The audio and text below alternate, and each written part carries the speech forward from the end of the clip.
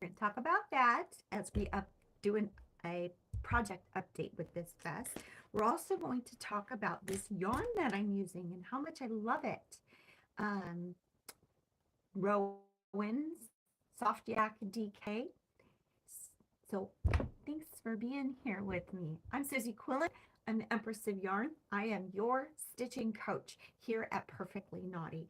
And I am so glad you're tuning in, whether you are here live while I'm recording this or you watch this later. Thanks for joining me. Thanks for following along with this project.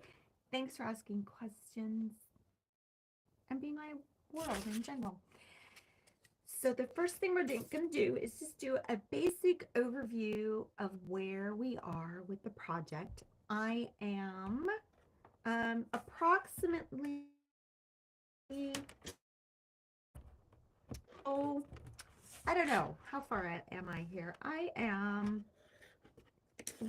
solidly into the second ball of this yarn, maybe a quarter or a third of the way into this ball. Um, you can see right here where I have joined right here with just a little, it just has a little overhand just to keep it from getting away, and then I will go and weave those ends in. Sometimes with certain types of yarn, if I am adding a new skein in the middle of a row, I will do the Russian join. And once I get my computer back from the repair shop and I can really get in and give good descriptions to things, I will update that. But there, I do have in my YouTube library, I do have a tutorial on how to join yarn without a knot, and it's the often referred to as Russian joining, and it is a rope maker's thing where you take the yarn and you make a loop, and then you take the other yarn and it goes back, and you weave them into each other in opposite directions. And it's a really great way to join a lot of different types of yarn. I tried it with this, but it didn't really work because this chain knit yarn, it's not a hollow tube. Some of them are, and some of them are not. And this one is not. And so I wasn't able to do that. So I'll have to weave the ends in, and that's just fine. But let's take a look at what is happening with this project. Let me untangle all the things here. Last time it kind of looked like a baby Yoda, and I had a few people comment on that, and that was kind of fun and funny, because where the provisional cast on was and where the provisional, the needle I had the provisionals on was making it pull into a circle, and the pockets were sticking up. So let me scooch back a little bit here. Here we go. Here it is.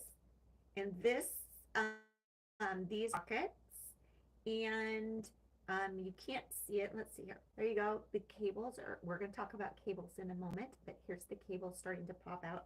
How this goes, you're working this flat at this time. There's a little bit of shaping that happens along the sides, and what happens is this gets then, it'll go like that. Oh, except for this pocket will be seen. There we go. And then when we do the edging around the hood in the front, that will join the pockets to the front edge. And there you go. It'll be cute. And I think it'll be lovely. And I'm very excited about it. Some of the things that I've noticed, I really am enjoying the overall construction of this pattern.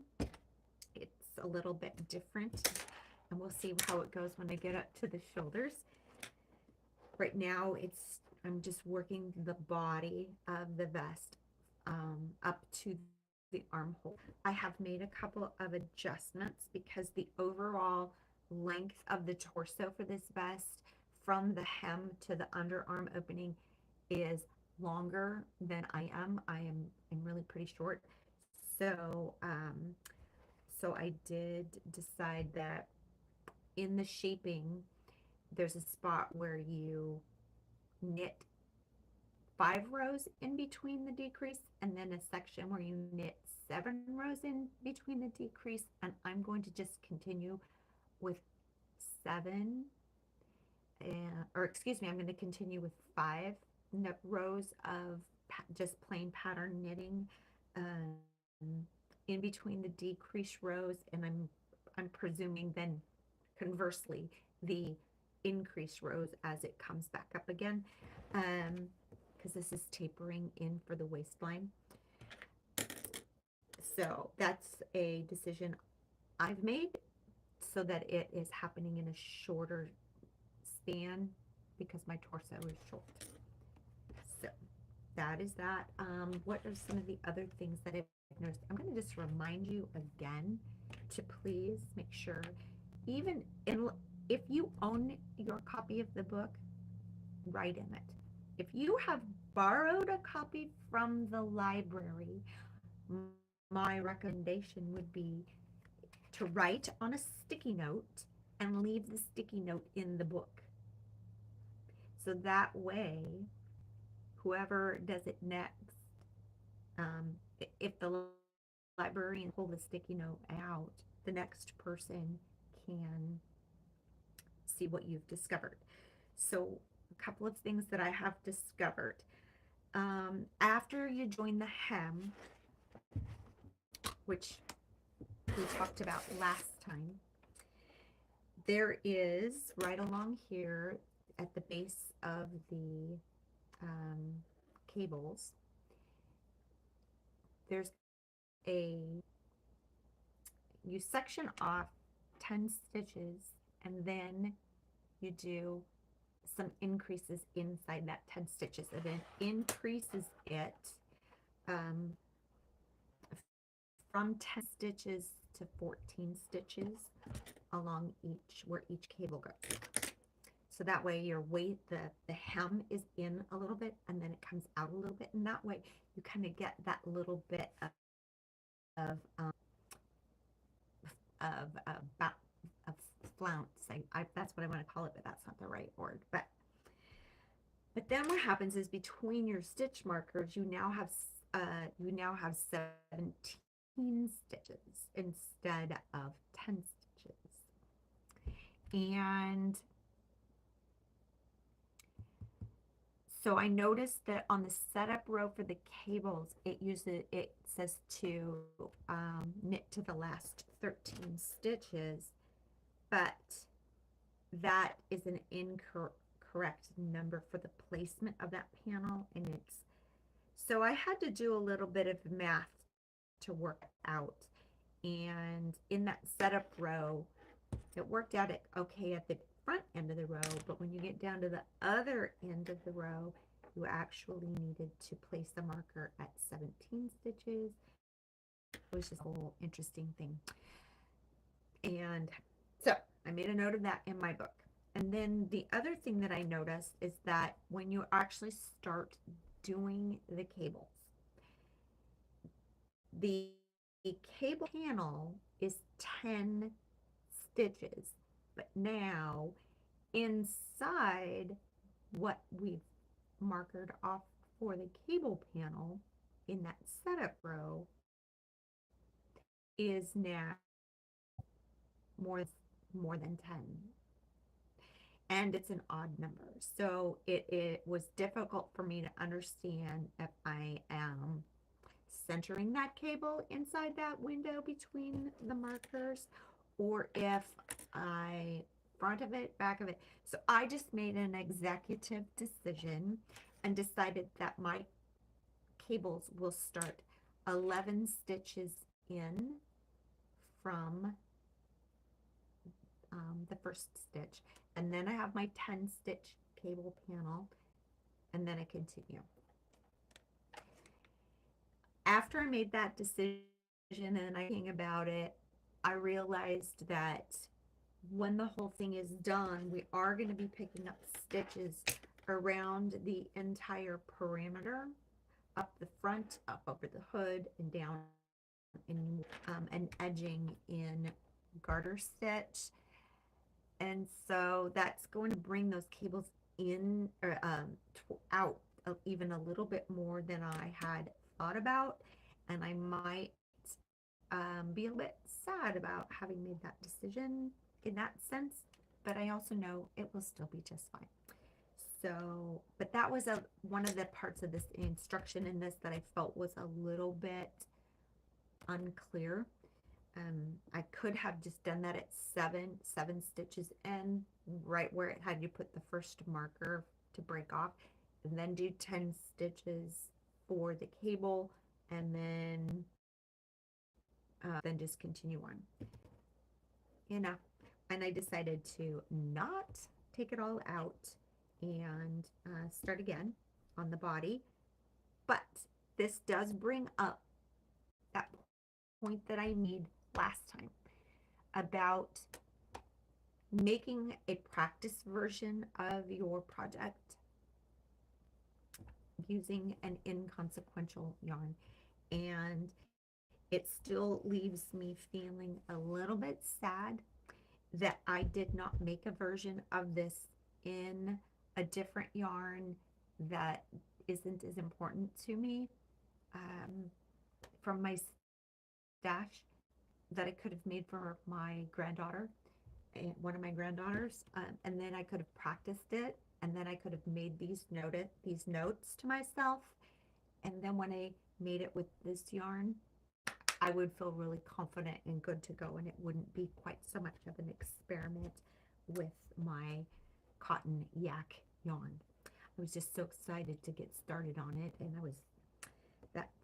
sometimes that's just what happens to our brains, right? And we have to give ourselves grace for that and just roll with it sometimes. But those are some observations. So for you, I just want to encourage you again to please consider that when you're doing a project, a brand new construction style for you, or a brand new pattern designer that you don't know their writing style as well.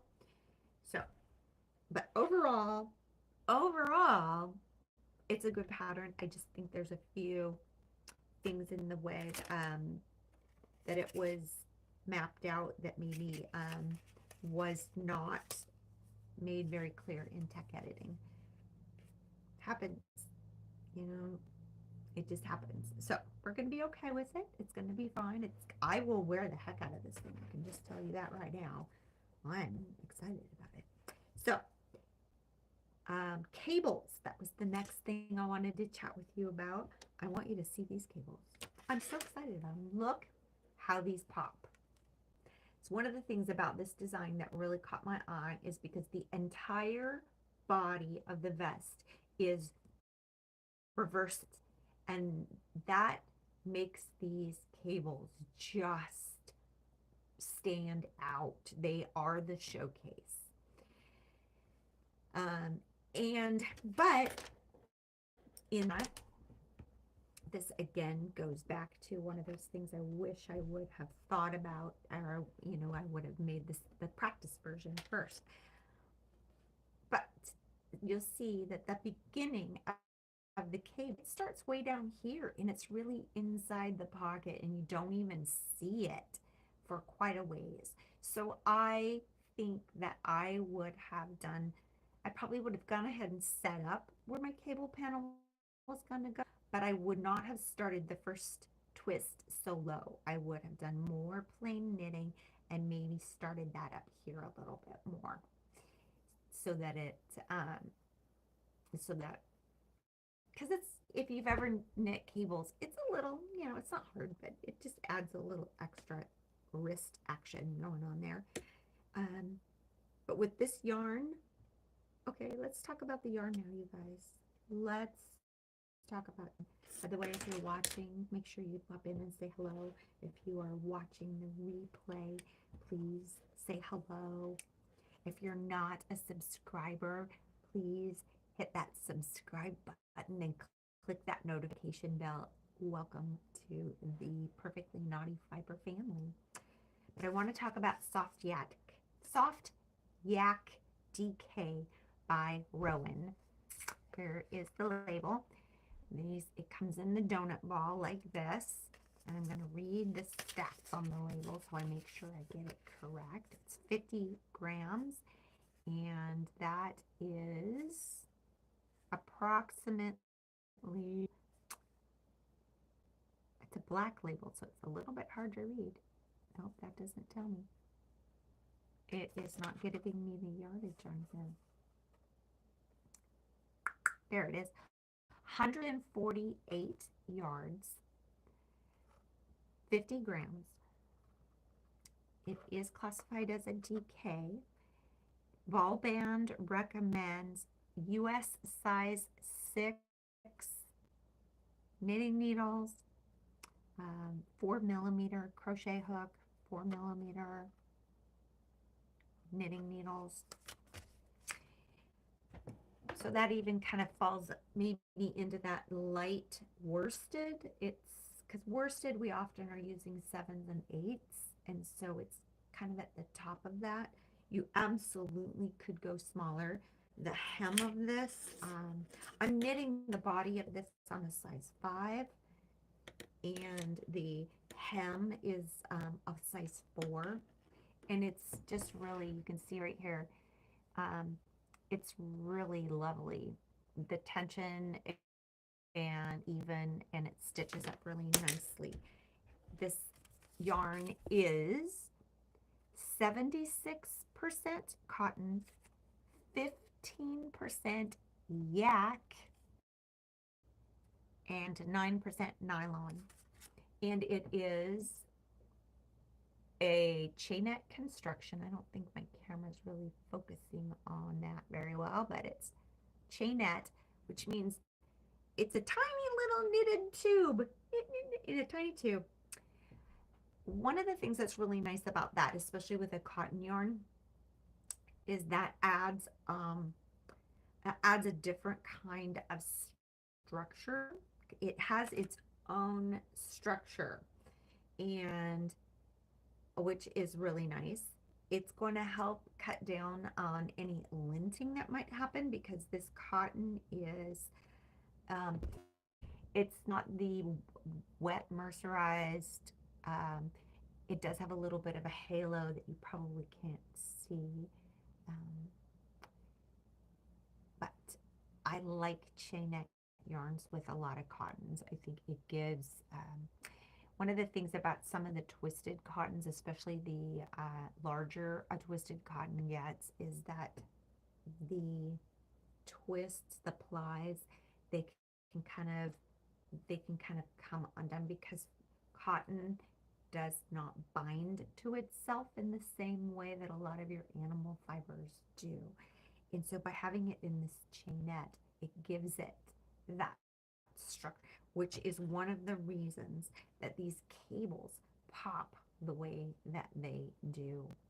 It's just, they're just stunning, and it's a joy to work with.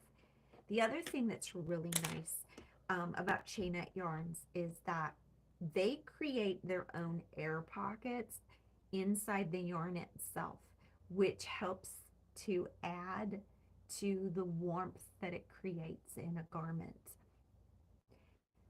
And because this is 76% cotton, it is not going to be as warm per se. I get cotton is usually pretty fine for me in a lot of things, but it doesn't have a wind barrier. But with the chainette yarn, that's also going to help with that wind barrier, because it has its own air pockets. And if you've ever learned anything about R value or thermal value or insulation, you know that pockets of air are really important in order to keep that temperature balance. Keep the cold over here where you want it cold, and the warm where you want it warm. Regardless of which side you are on, you can use that to be that barrier between you, and I really like that. It's also got yak, right? 9% yak.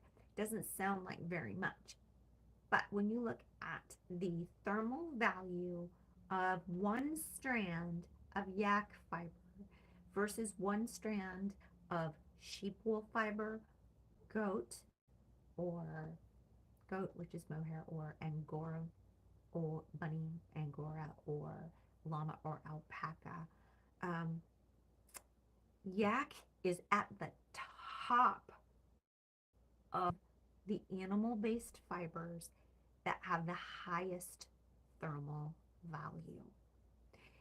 And as a result, you don't need as much yak in this yarn in order to get a really high quality thermal value that is going to be warm.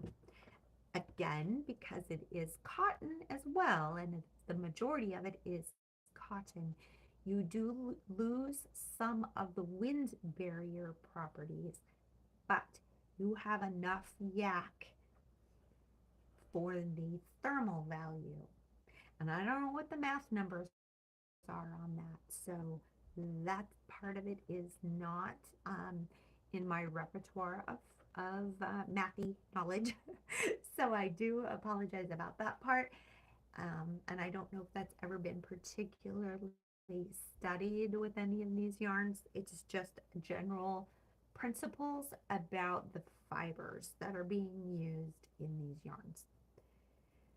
Something else that I really love about this yarn is that it has the colors that they have done this in are really earthy, and they're really they just have a warmth to them. They're not jewel tones. They're not the vibrant jewel tones that can be really fun, but in this case, they're much earthier, and I really like that for this yarn. In some lights, you can actually see where the coloration isn't a solid color. There are flecks of dark in there, and that is the yak fiber, because the yak wool is going to take the color dye than the cotton. And so you're going to get this coloration in here that is even throughout the skein. You do not have that mottling that you see sometimes with dyed yarns, where it is what you would call a semi-solid. It's not doing that, but you are going to see some light dark variation in here because of the yak fiber blended with the cotton with the nylon, and each of those fibers take the coloration of the dye in a different way, and that color is going to show up different in each fiber as it's blended together. So there you go. You can find this yarn over at PerfectlyKnotty.com. Just go to the shop, go down and choose yarns, and you can just follow all the prompts and you can get to it. It's lovely. I'm really excited about it.